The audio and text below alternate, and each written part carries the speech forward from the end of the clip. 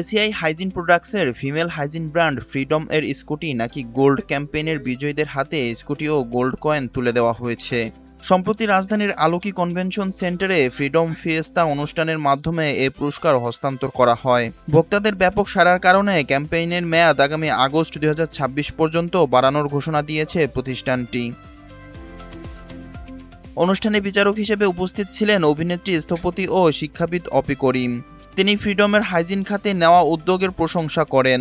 এ সময় ACI consumer business এর president Mohammad Rezaul Islam, business director Khandakar Ishtiaq Ahmed, media and communication director Mohammad Nahid Newaz, GM sales Mizanur Rahman, GM operations Dipankar Biswas, DGM Shehrin Kamal, PGM Asir Ausaf সহ অন্যান্য ঊর্ধ্বতন কর্মকর্তাবৃন্দ উপস্থিত ছিলেন। অনুষ্ঠানের শেষে সঙ্গীত পরিবেশনা, ম্যাজিক শো ও স্ট্যান্ড আপ কমেডির মাধ্যমে আয়োজন সমাপ্তি হয়।